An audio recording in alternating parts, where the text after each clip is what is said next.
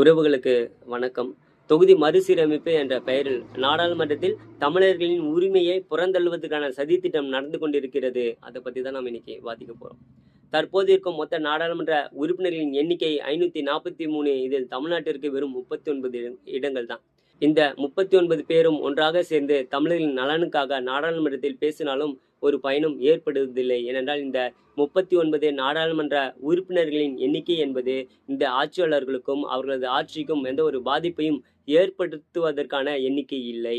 ஆனால் தமிழ்நாட்டு பிரதிநிதிகளின் பேச்சு நாடாளுமன்றத்தில் எடுபடுவதில்லை. இதற்கு சான்றாக நாம் காவிரி சிக்கலை கூறலாம். நாடாளுமன்றத்தில் காவிரி நதிநீர் சிக்கல் குறித்த விவாதம் நடந்தபோது தமிழ்நாட்டு நாடாளுமன்ற உறுப்பினர்கள் ஒரே குரலில் கண்டித்து பேசிய போதும் கூட மக்களவையில் ஒரு சிறு அசைவை கூட ஏற்படுத்த முடியவில்லை. அதே போன்று 1.5 லட்சம் நம் தொப்புள் கொடி உறவுகள் இனப்படுகொலை செய்யப்பட்ட அந்த கொடிய செய்தியை கூட காது கொடுத்து கேட்பதற்கு இவர்கள் முன் வரவில்லை. ஏனென்றால் இந்த மொத்த நாடாளுமன்ற உறுப்பினர்களில் தமிழ்நாட்டுக்கான 39 இடங்கள் என்பது மிக மிக சிறுபான்மை.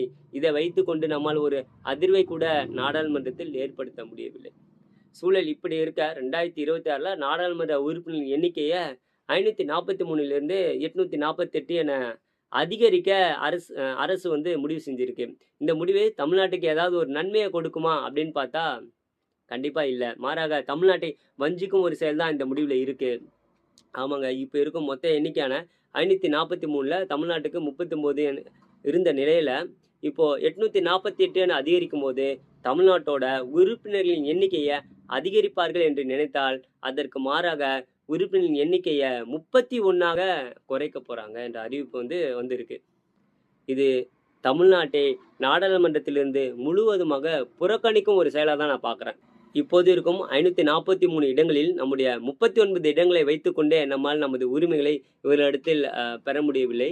அப்படி இருக்கும்போது 848 உறுப்பினர்களில் நமது 31 உறுப்பினர்கள் எப்படி ஒரு அதிர்வை ஏற்படுத்த முடியும், நமது உரிமைகளை எப்படி இவர்களிடத்தில் கேட்டு பெற முடியும் என்பதை நாம் சிந்திக்க வேண்டும்.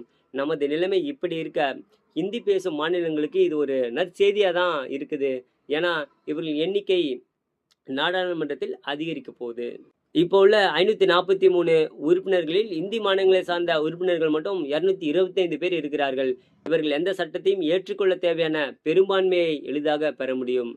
இந்த மறுசீரமைப்பின் மூலம் மொத்தத்தில் 848 உறுப்பினர்களில் இந்தி பேசும் மாநிலங்களுக்கு 408 உறுப்பினர்கள் கிடைப்பார்கள். அதாவது ஏறக்குறைய 50% உறுப்பினர்கள் இந்தி பேசும் மாநிலங்களை சார்ந்தவங்களாக இருப்பாங்க.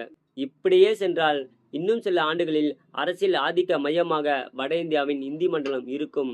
அது மட்டும் இல்லாமல்